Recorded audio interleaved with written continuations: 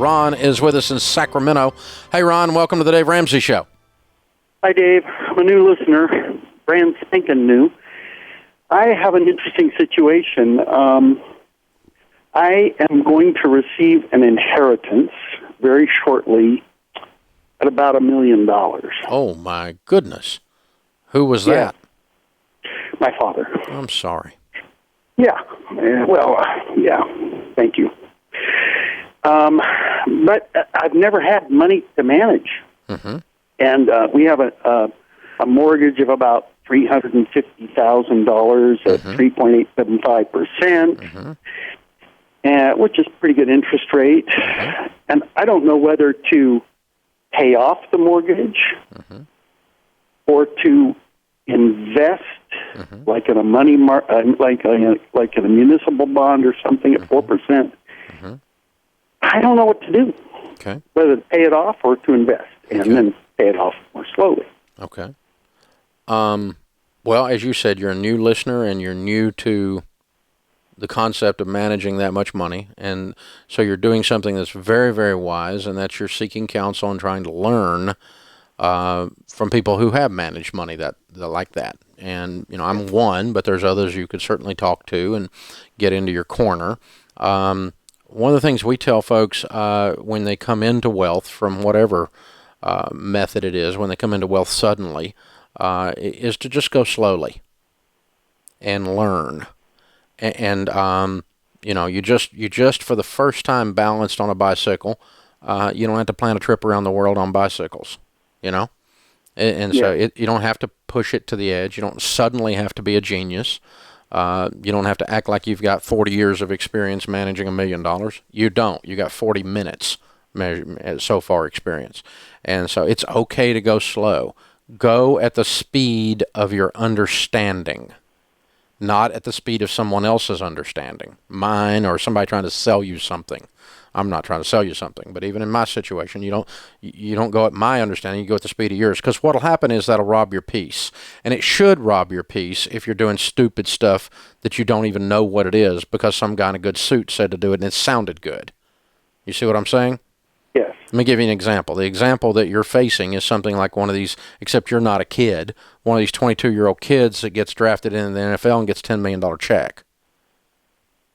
And they don't have any more chance of holding on to that money than fly the moon unless they go slow and set themselves up to make a decision to go at the speed of their understanding. And I don't care if you do something very, very simple with the money. That's better than doing something stupid with the money. Agreed? Yes. So I want to give you permission and beg you to do two things. One is keep it simple, and two is go slow and have a peace about what you're doing. So the first thing I would do is park it in CDs. And then I would spend a year making decisions and learning and collecting data and meeting with people and learning and getting ideas and not trying to find someone you trust. No, you're trying to find someone who will teach you. You're who this money was given to. Not me, not some financial goober somewhere who wants to make a commission. Oh, I trust John. I don't give a rip if you trust John or not. It's not John's money. It's your money. And that's what I try to tell these young guys. And occasionally I get through to one. I got through to one a while back. I didn't. Somebody else got through to him, but I got to meet with him a while back, one of these NFL kids. And you know, he's played several years. He's played a decade now, and he has $15 million in cash. It's not even invested. It's sitting in a bank account. But you know what? That's a better story than the doofuses that lose it all, right? Right. And so I'm happy with him doing that. He said, Dave, I didn't know what else to do with it, and I knew he'd be there if I did that. He basically put it in a glorified cookie jar. You know what I'm saying? But he had $15 million in his dadgum cookie jar. Not bad. So I'm proud of him. I think he did great. Now he needs to learn, though, and learn about mutual funds and learn about real estate and learn about some things he can put the money in. So all of that to say, that's the big part of the conversation. Now, what would I do if I woke up in your shoes, knowing what I know? I'd write a check and pay off my house, and I would invest I would give some of it. I would enjoy some of it. I'd take my wife on a cruise or whatever it is she wants to do, or buy that car you've been thinking about. You can spend a little bit of it, give some of it, spend some of it, pay off your house, and I would invest some of it then. And I only buy two types of investments, Ron. I buy real estate that I pay cash for, and I pay and I buy mutual funds that have long track records in good growth stock mutual funds. So you don't do municipal funds. no, I don't, because and here's the problem: the bond market, the interest, the value of a bond works inverse, opposite of interest rates. In other words, as interest rates rise, the value of a bond goes down, muni or corporate bond, either one. Okay. And we are at you know this from just walking around since, we're at one of the lowest interest rate environments we've been in since the 1960s right now, right? And so if we're in a low interest rate environment and bond prices drop when interest rates go up, bonds scare the crap out of me right now. I see. Because I think interest rates are going to go up at some point. I don't know when.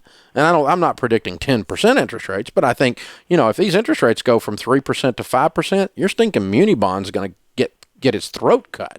You see what I'm saying? It'll still pay the coupon rate. It'll pay the amount on it, but the value of the bond were you to resell it will have dropped. Yeah. That's what I'm saying. So it's not as safe as they make it sound, especially in this interest rate environment. So again, just go slow and learn. Oh. And here's the thing about paying off your house: if you pay off the house and you hate it, you can always go get you another mortgage. Oh, that's true. So I just thought there's a little bit of tax advantage for. Yeah, but not really, because you're basically paying out $1 in interest, and it saves you 35 cents in taxes. Yeah, that's true. So you're trading dollars for quarters. It's not a good trade. So I wouldn't keep it for that reason either. This is what we had sort of fantasized about, was paying off the mortgage. Yep. And paying off both of my kids' school debt. Good. Probably is about $50,000. Good. That's a good move. They're not incurring into that, and we don't really have any other debt. And you already were pretty responsible with money. Yeah, pretty much. So you don't have a bunch of bad habits you're going to go back into debt because you keep overspending. You've not been overspending your income already. No. And the same thing's true with those kids. If you're going to pay off those loans, their response has to be that they're going to be living responsibly going forward. Otherwise, you're giving a drunk a drink. Right.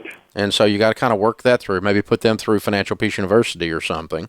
But I think that I would do. I'd write both of those checks. I agree with you. Assuming the kids are responsible and assuming you're going to keep your habits going forward under control, and I think they're there. That's why I made that suggestion. And then I would sit with a CPA, and if you want to sit with a mutual fund person, you can find one on our website that we recommend. You don't have to, but DaveRamsey.com, just click on ELP on the right side of the page for investing, and that's a person. In order to get my endorsement, Ron, they have to have the heart of a teacher.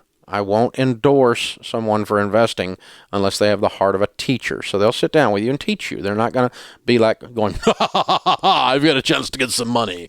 It's not how they do it. So, those guys we stay away from. They're kind of slimy, and they're out there in the business as well. So you just got to find people around you that'll teach you. Go slow, learn about mutual funds. Learn about buying some real estate for cash that's investment real estate if you want to. Learn about some of these things. Just learn about bonds. Take your time and learn. But you don't have to learn a lot to figure out to pay off the house and pay off the kid's student loan. That's not a bad decision. This is the Dave Ramsey Show.